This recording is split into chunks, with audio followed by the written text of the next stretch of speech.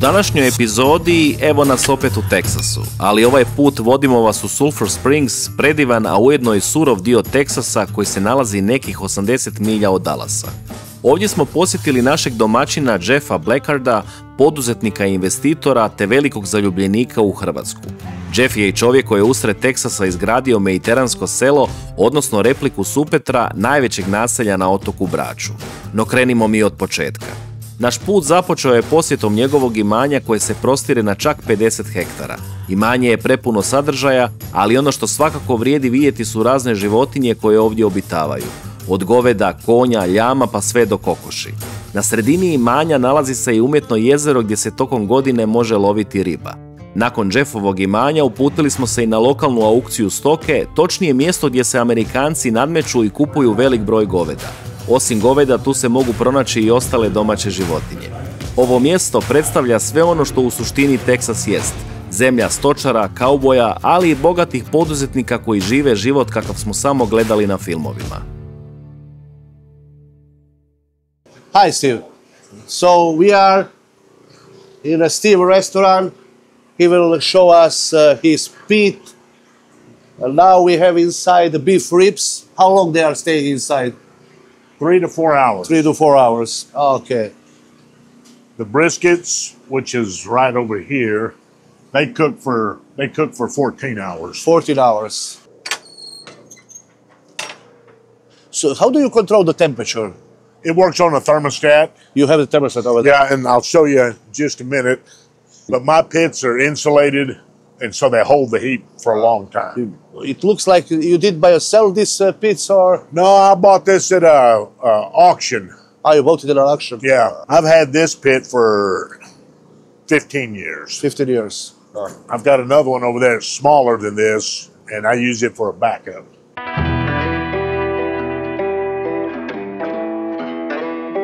Evo ljudi, došli smo u novi restoran na preporuku našeg domaćina Jeffa. Ovo je lokalni restoran koji već radi 36 godina. Tako je. Obiteljska priča, Tako je. muž i žena, i napravili su sjajnu stvar da su izgradili zapravo od nule ovaj restoran i ponudili ljudima, lokalnim ljudima hranu po nešto pristupačnijim cijenama. U prosjeku, ako gledate lokacije koje smo posjetili, ovaj restoran je $10 jeftiniji. Jeftiniji. Čak i više od $10. Tako je. I da, tradicija je kad pojedete ovaj kiriki. Gađate kameru. Ili kameru gađate ili ga ovako bacite na pod. Evo, možeš malo snimiti samo kako izgleda pod tamo. Znači ovdje je normalno da se kikiriki baca po podu, sve u nekom tom Texas stilu. Texas, kaubojskom štihu. Hrana ovako na prvi izgleda vrhunski. Izgleda oblično. Prošli smo tamo zajedno sa Stevom i pit prostor. Steve mi je u intervjuu rekao 90% proizvoda su tu lokalni, znači nabavlja od lokalnih dilera što više može. Znači krave su ovdje koliko vidimo na slobodnoj ispaši, tako da zdravije ne može biti. I na ranču kod Jeffa vidjeli smo za njegove privatne potrebe krave, hrane se sjenom, travom, nešto proteina tokom zime. Evo sad ćemo se uvjeriti kakav je okus te prirodne krave. Samo da pokažem malo, ova lokacija najpoznatija je po goveđim rebrima. Uz to sam još malo uzeo brisketa, pire njihov, koslo salata i vjerojatno neki barbecue umak. Pire nisam vidio, Evo ga, pire. I ti si uzeo isto, ali si uzeo neke malo drugačije priloge, jel tako? Ja sam ti znači uzeo loaded potato, znači baked potato, loaded, znači tradicionalno ga punimo sa njihovim kao sour creamom ovoga.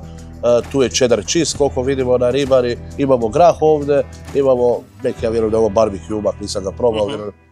Ja bih samo pokazao našoj publici ovaj prženi luk, odnosno onion ringsi. Ovo nije kupljeni iz vrećice, već ga rade sami. Znači režu luk, paniraju ga, jeli, bacaju. Mislim uglavnom šta god smo vidjeli danas, prošli smo pit od luka, od svega, znači za svaki obrok se stvarno užasno puno truda uloži, sve sami proizvode većinu stvari. Mislim, s obzirom kad smo prolazili kroz ove rančeve, kad smo išli na aukciju, kad smo išli sinoć smo na motorima došli do ovog dijela, mislim da i većeg izbora nemaju, jer nema baš puno dućana za nabavu. 90% stvari moraš sam odraditi. Tu su stvarno pusto poljine i jedan ranč i onda se voziš i onda naletiš na drugi neki ranč. Tako je. Idemo na degustaciju. Ljudi, idemo jesti, da, šta ćemo.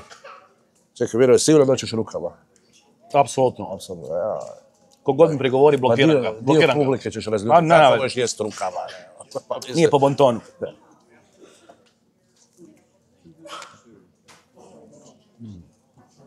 Rebra su puna, po meni, puna okusa. Osjeti se blaga nota dima, a ne previše.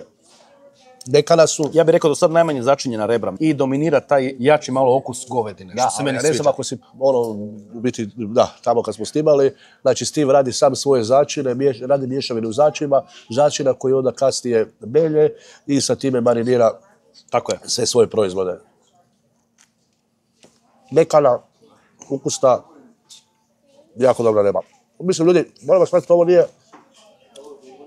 turistička zamka. Nalazimo se stvarno da trebaš imati lokalca da te dopelja. Tako je. Ovo je jako interesantno, volio bih da to probaš, čisto da ti kažeš neke svoje domove. Njihov pire, koji se drugačije radi, odnosno sastojci su drugačiji, nije samo krumpir unutra i hladan je. Ja moram samo napomenuti, od kad smo u Teksasu, prvi put imamo vilicu i nož. Pravu vilicu i nož. Tako je. A imamo i tanjur pravi. Ja ne mogu procijeniti što je unutra. Da li su unutra krastavci možda? Ovo nije ni... Znači, ovo je neka varijanta njihovog hladnog pirea, kao da ima krastavaca malo unutra. Ima na kiselinu vuče, sad na kraju osjetiš kiselinu. Ali meni se jako sviđa, još ima neki začin koji ne mogu prepoznati. Eto, to je... Ali vuče na kraju, točno na kraju osjetiš blagu kiselinu vuče. Sad mi meni jako sviđa. Vučete na još. Probaš prvi ovoga zalogaj. Mislim, baked potato i baked potato, tu nemamo šta previše izmišljati. Ja ga obožavam. Ja ga od uvijek volim. I pohvalio bih njihovu lokalnu pivu. Koja? Miller Lite. Miller Lite. A Miller Lite, jer ja ne znam zašto ta piva nije zaživjela kod nas. Miller Lite je odlična piva. I ovaj Korks njihovi Miller Lite. Da vidimo kakav je brisket. Eto vi što nisam probao. Dobar? Slobodno se ja malo posložim. Uzmeć. Evo, izvoli. Opet drugačiji stil pečenja. Drugačiji okus. I moći malo u barbecue ako.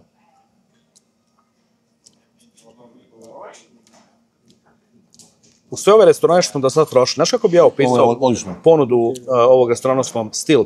Neko je najdomaćiji okus od svih koji smo do sad obišli, jel da? Čim smo došli u ovaj restoran i otišli od ozada i s čovjekom razgovarali, ovdje osjetiš onu atmosferu da si doma. Da si doma. Znači kao da si došao u nekakav malo veći dnevni boravak. Odnos konobara prema vama domaćinski. Odličan, brisket je stvarno dobar. I ovaj luk. Do tada, ljudi, stvarno obavezno preporuka, posjetite ovo mjesto, dajte si priliku, jedan je život, kratak je život. Tako je. Trebamo ga iskoristiti da dobro jedemo. Probajte hranu koju lokalci jedu. Zanemarite junk food. Imali smo jednu situaciju, ja moram još samo produžiti. Imali smo jednu situaciju, razgovarali smo tu sa Jeffom, Jeff je proputovao cijelu Hrvatsku radi biznisa i svaki 45 dana je u Hrvatskoj, koji je sa velikim oduševljenjem pohvalio našu kuhinju. Znači, ljudi pristupaju sa puno manje predrasudba, dali su si vremena i zaključili su da je naša kuhinja, i niko neće reći da naša kuhinja ne valja. Naša kuhinja je odlična, ali ljudi, i ovo je vrh. Ovo je vrhunski.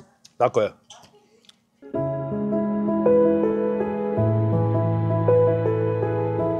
Hi, Jeff. How did you get idea to build a Croatian village in America? We standing in a Catholic church from island of Brač, am I right? So when did you get that idea, and how did you get that idea to build all this gorgeous place? Well, about 25 years ago, I went to Croatia. For the first time? For the first time. I was invited by the ambassador, Croatian ambassador, and I fell in love with it because I do master plan communities, big communities here, and I finally understood what a village was. And so after that, I wanted to build a village. And so I kept on coming back and forth, and I got involved in a resort on Supertar called Supertar Resort on Brač. And anyway, I just kept on pursuing how to build a village in America. Basically now, I could tell you build a city, not a village. Yes. This is more city than village, and it's amazing. So it was like you start building 10 years ago, am I right? 20 years. 20? Yeah, the idea came up about 25 years ago, but 20 years I actually started here. And really, I did it because I love the Croatian coast and I love the Croatian people. So I built this in honor of the Croatian people. And it's not a replica, okay? Okay. It's just influence of Croatian culture and Okay, but we can tell, we spoke earlier, those bench are coming from island of Brač, am I right? So they are regional. So some parts of this city you took from the island of Brač and brought it over here, am I right? yes, a lot of pieces I got from the Croatian coast and put it here. As you'll see, a lot of the carvings and stuff in this village were from. Okay, if you placed me in this church without knowing that we are in the States, you woke me up in the morning, I would be sure that I'm in Croatia and that I'm standing in some old church. I think what you did, it's amazing, and all of us are shocked. You know, we've been expecting like a small city will look similar to Croatian cities, but this is great replica. This is perfect. And do you get some tourists coming over here from Croatia? Yes, this is kind of, it's like your embassy in America. A lot of people come, like every week almost, somebody from Croatia comes. Somebody from Croatia come to visit Croatia in America. It's amazing. You did great things. So Croatians are coming in the United States to visit Croatia. Yeah, but but we all know the real thing doesn't compare to this. So as you can tell, Americans are really starting to come to Croatia. They just think it's the greatest place. Yeah. But 25 years ago, they didn't even know where it was on a map. I know. I've been working for, like I told you before, I've been working in the States in the cruise industry.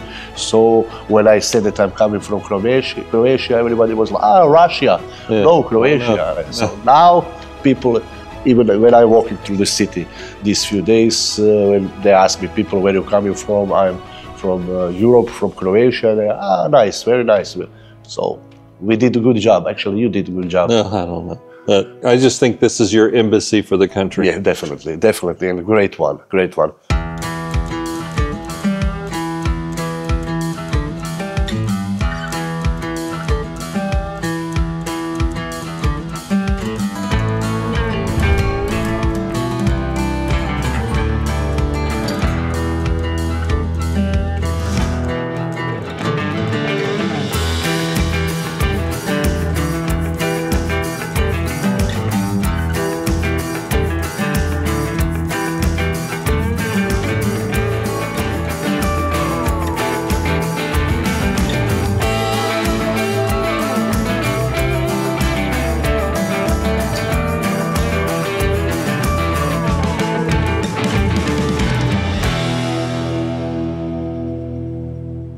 Now, do y'all like barbecue sauce? Yeah. You do? Because in Texas, you know, sauce is always on the side, never on the meat. So I'll get some out here in a minute.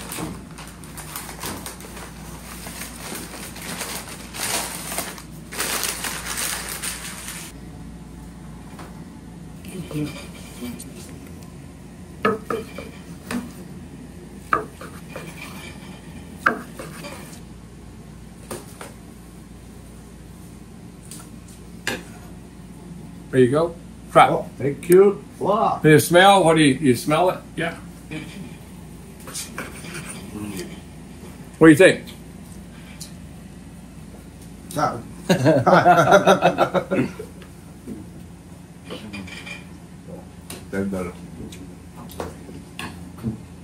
Gorgeous. Anybody else want to try?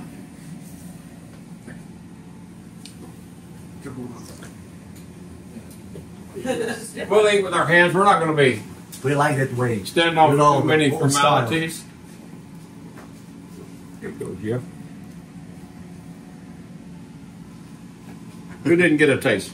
For how long you been resting? And after you took it out, you keep it on the wall for how long? About an hour. Oh, Ah, beautiful. Beautiful. catch those juices inside. Now you know the different parts of a brisket in Texas, right? The flat and the point. You follow all procedures. So this is the flat, this is the point. And the layer in between is called the deco layer. That's the fat layer that runs in between. Some of them take this part out Correct. before they. So that's the way I do mine. Some slice it like that. I separate mine. Because Texas, you may know this, we have, when it comes to brisket, you have wet and dry. You know the difference? No. Okay, this is dry, this is wet, and the ends are called burnt ends.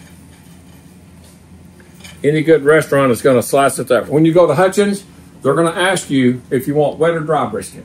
So wet brisket is going to be the point, dry brisket is going to be the flat.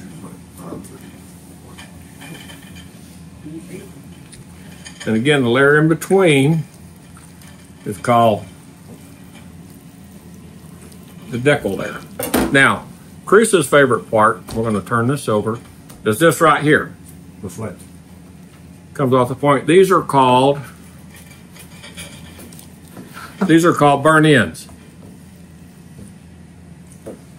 That's the part on the outside.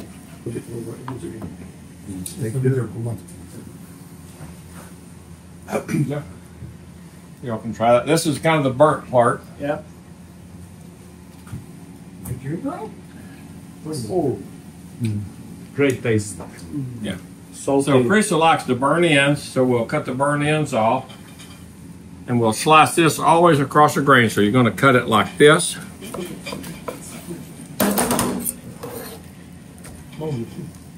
As you can see, we're cross grain, so see how tender. The nice smoke ring. Oh, juice there. Yeah. Y'all like a napkin? And there's plates right there too. Sure. Thank you. I didn't know we were eating with our fingers, so maybe. Yeah. Well, we've got forks, so. I know we got forks. What biscuit is so happy? This guy's the greatest. Yeah, it's the best so far. So that is wet brisket Okay. and burnt ends. We should give me one for burnt ends, yeah. And we'll do some more burnt ends.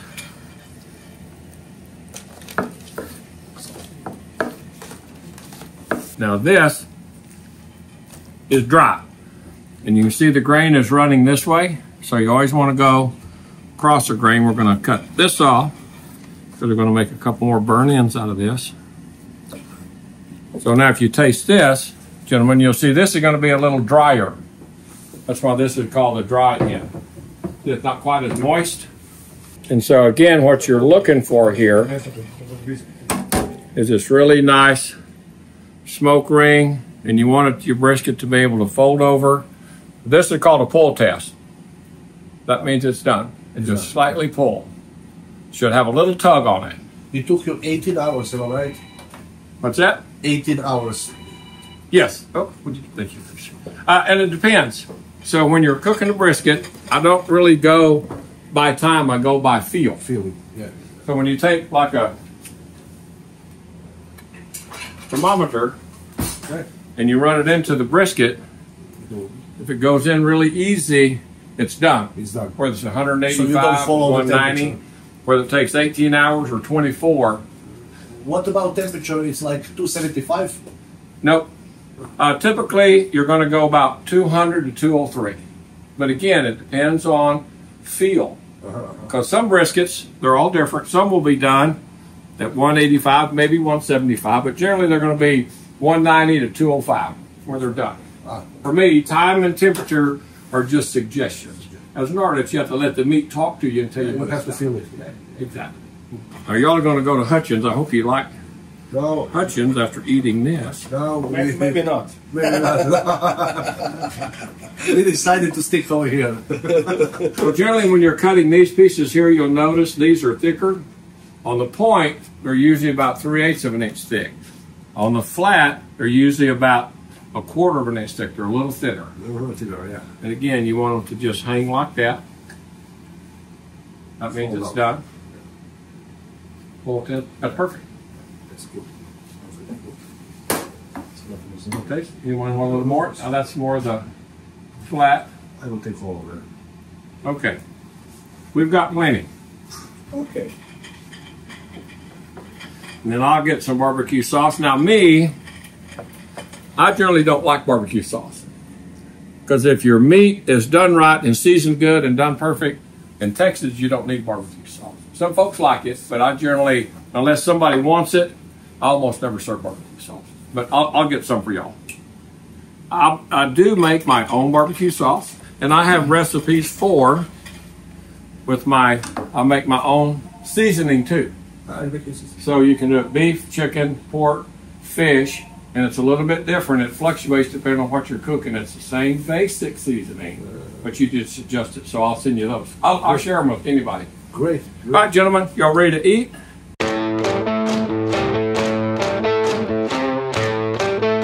Welcome to Hutchins, y'all. We're gonna start our pit tour now. Hutchins originated in 1978, and it was out of just a small trailer in Princeton, Texas. Okay. And of course, we expanded to what we have now, but even here, this building here actually started off very small. It was a small building, just a small dining section.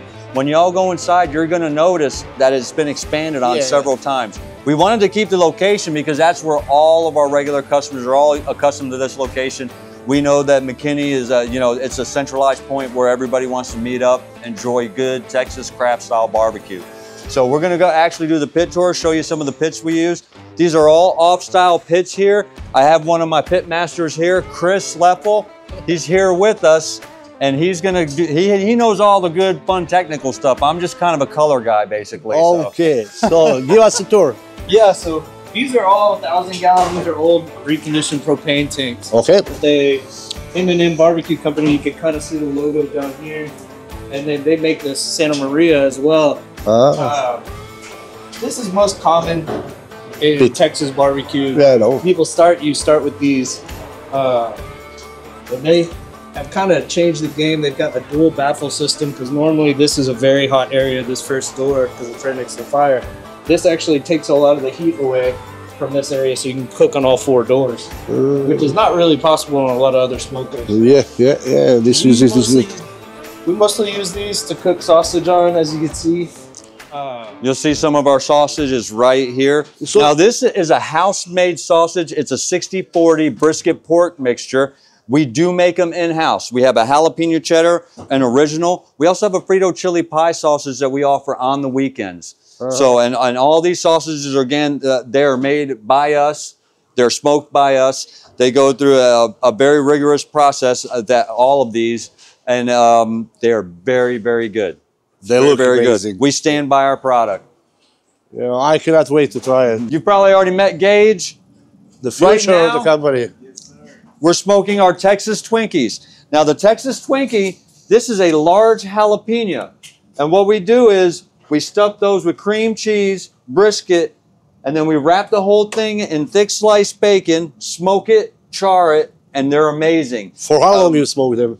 They smoke 4 hours. 4 hours. They're all handmade. We make them here. We have a crew in the back that actually makes all of these by hand. We go through easily 600 to 700 of these on a daily basis. We'll start with these. You got ribs loaded in this one right here, right? Yeah. Let's go with the ribs. You can see the difference, like right here. These say M&M Repair. That's how they started out, repairing the JNRs, and then they noticed they were fixing a lot of the same parts, and they opened their own business, just making the same pits and improving upon a lot of the designs and put their extra special touches. You can notice little subtle things here and there, like the doors. Yeah, like everything looked a little more sturdy on these. Yes. Nothing to take away from JNRs. They're still very good pits. They're still in business today, and probably one of the top rotisserie manufacturers out there. Look and if y'all come along this way, I'll show you some of our ribs that are going right now. Okay. I know you wanted to see one of these in action. Wow. There you go. Wow. Now this is a St. Louis style pork rib. Obviously it's going to get a rub. And then it goes through the smoking process, 5+ hours for the ribs. Get a good pick in there. There you are.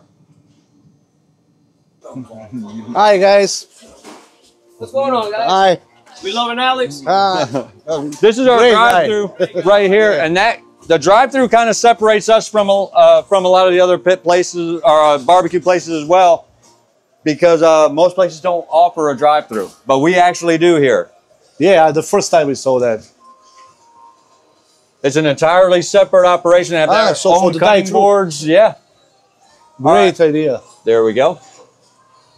So we got some of our USDA prime brisket going right here. About a 14-hour smoking process here. We trim our briskets here. Obviously, we season them here. As well, 225, am I right? Yes, sir. We're going through right now about 7 to 8 tons. How much? A week, 7 to 8 tons. 7 to 8 tons a week. Yeah, that's anywhere 30. from 14 to 16,000 pounds. So last year, M&M designed this for us. It was one of a kind. I think there's more in production now, but when we first got this, it was a first of a kind. It's called the Zeus. That'll hold twice the capacity of any one of these pits here. We can load that up to 60 or more briskets. So if I understood good, this is a god of all pits. Yeah, it is. It is. Thank you. Bye. And if we will come across here, we'll open it up and show it to you. So this is your chamber right here. So this is a stone inside, am I right? Yes, yes. To keep the temperature. Absolutely. You can feel it as soon as you open it up, yeah. Does we have to bow first to say, can I approach? No, we made a lot of sacrifices, so we're good. Yeah. Now this one is not, it's not loaded yet, but you can see how massive it is in here. And we will be loading this again because we rotate all the loads here. So, in that way, when the brisket comes out, it comes out periodically throughout the day to ensure that you're getting the freshest product. What's the capacity of this? 60 or more briskets. 60. Yeah. So the first one built, that's our baby. Big baby. Yeah. Huge baby. Evo nas, dragi gurmani, veliko finale. Nakon što smo obišli, pa ja bih rekao, pola Teksasa, više od pola ako gledamo građana, tako? Da. Zadnja lokacija za koju smo dobili jako puno preporuka, preko 7,5 tisuća recenzija, prosječna ocjena na Google 4,7. Prema nekima, Hutchins spada u top 3 lokacije ili top 5 lokacija u Teksasu gdje se jede najbolji grill ili barbecue. Imaju potpuno odvojenu proizvodnju. Znači, potpuno se odvojeno proizvodi za drive-in i potpuno se odvojeno proizvodi za ovdje. Hutchins je specifičan po jednoj stvari. Jedini, barem koliko ja znam, u Teksasu imaju takozvani twinkle. Radi se o jalapeno paprici, punjenoj sa sirom, brisketom i omotano u pancetu. Da, izvađena je sredina, tako da nije toliko neljuta. Napune ju sa cream cheeseom i sa brisketom. I omotaju sa slaninom. 3 žene, mislim, jedna informacija, znači ogroman je broj i tih papričica, informacija je da 7 tona brisketa tjedno naprave. Znači 30 tona mjesečno ljudi. Imamo brisket, imamo ostatke brisketa, imamo jalapeno kobasice koje su dimljene, imamo beef rib ili ti goveđe rebro, pečeni krumpir, mac and cheese na preporuku konobara i jalapeno grah. Ok, znači što se tiče brisketa, brisket vidjeli smo imao 2 dijela, ovaj wet part, znači kao sočni dio, da ima više loja, masnoće, meni osobno draži dio. Čiji ćemo krenuti, prijatelju? Sad sam, ja bi ova menova papričica. Ajde, i mene. Ja ću je po pola, pa onda može? Da. Znači, krećem ka zdravijem životu, jedem povrće. Isuse Bože. Evo ga, ja ću još narezati ovako malo da se lakše degustira. Ajmo probati. Znači, tu imamo... Je odlično, vrhunski. Stvari, ovo je otkriće. Ovo je otkriće. Ovo je nešto što ja se nadam će jednog dana biti u ponudi San Antonija. I ljudi, ovo je povrće kako ja volim. Sa špekom kako će biti moguće? Moj način povrća. Ovo dobro. Pazi, osjeti se slatkoća jalapeno papričice, nije spicy. Kremasti ovaj sir ili cream cheese i brisket unutra, koji nije ni malo suh jer se fino sljubio sa sirom. I panceta mu daje tu hrskavost i slanoću i dim i sve. I masnoću. Ovo je... savršeno. Ako do sad niste mislili posjetiti Teksas, posjetite Hutchins da probate... Ovo je papričica, da, isplati se. Isplati se, apsolutno. Ovo je... Evo, ovo jelo je meni otkriće. Ovo je...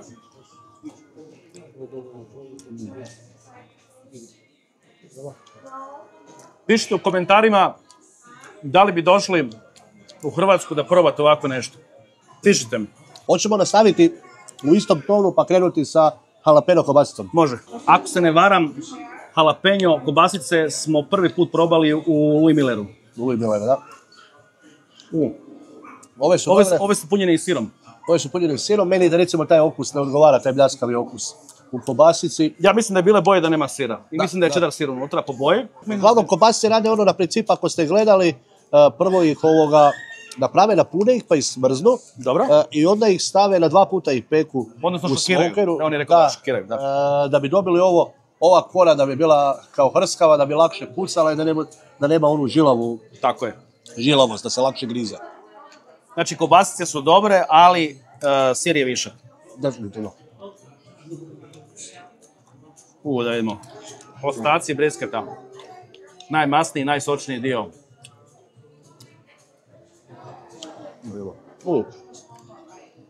Znači, sad već možemo reći da smo stručnjaci za briskete? Apsolutno. Probali smo od najboljeg do prosjeka. Jako dobar brisket. Da.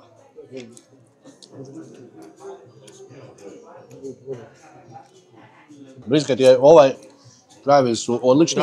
Ajmo sada nastaviti s ovim brisketom. Da probamo ovoga. Može? Može, dapače. Wet part brisketa. Odličan miris. Znači, močiti odmah u barbekju ovaj dio. Skužio si da je barbekju sos stopao još. Tako da mislim da ga oni miješaju s ovim umakom od pečenja, vjerovatno, ili tako nešto. Izgubio sam svoj brisket.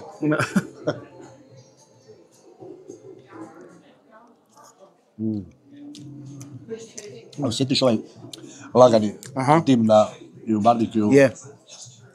Odličan brisket. Papar i sve. Odličan. Topi se ustima. Završeno. Znaš šta ću reći, Vino? Više ne želim uopće vući paralele koje je najbolji, ali... Glupo je. Da, baš nema smisla. To sad nijansa u pitanju i sve ovisi o vašem ukusu i preferencijama. Da vidimo. Evo odreži za mene komada za preko tebe. Malo mi je teže s ovim, ali gledaj, ne treba mi nož. Znači vidite koliko se odvaja, ajde ja ću sad pribiti, ja ću od Mirovej. Gledajte ovo. Znači, odpada samo. A da. Trkaš ga kao pulled pork. To je goveđe rebra. Ajmo probati. Prvo ćemo čisto meso.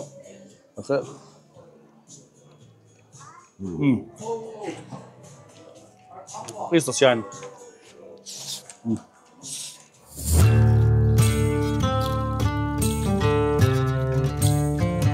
Jako dobar brisket.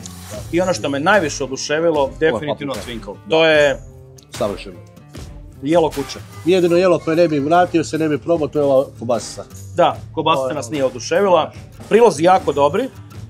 I ako bi morali poredati prvo, drugo, treće mjesto od svih lokacija koje smo obišli do sada. Minimalno drugo. Složio bi se s tobom. Meni je Louis Miller ipak na prvom mjestu kad uzmemo u obzir i priču, i tradiciju, i ono što smo dobili tamo. Iako, kažem, blizu su Hutchins i Miller, jel? Hutchins, Miller, a i tu nam je ovaj, kako se zove? Franklin ili Terry Blacks? Terry Blacks, da, i Terry Blacks je dobar. Teško je stvarno izdvojiti. Probali smo top mjesta po preporukama u Teksasu sa najboljim roštiljom. Ako ćete se ikad odlučiti za put u Ameriku, definitivno posjetite ove lokacije, odnosno ono što vam je uz put, probajte ova jela, komentirajte, a ako vam je Amerika predaleko, uvijek možete posjetiti San Antonio u Svetoj Nedelji. Evo, mi ćemo dati sve od sebe da nešto od ovoga uvedemo u naš meni, zajedno sa našim partnerom American Donatom, tako da vjerujem da ćemo kroz koji mjesec imati sigurno nešto na meniju i ponuditi vama od ovih jela. Ljudi, pozdrav! Ćao!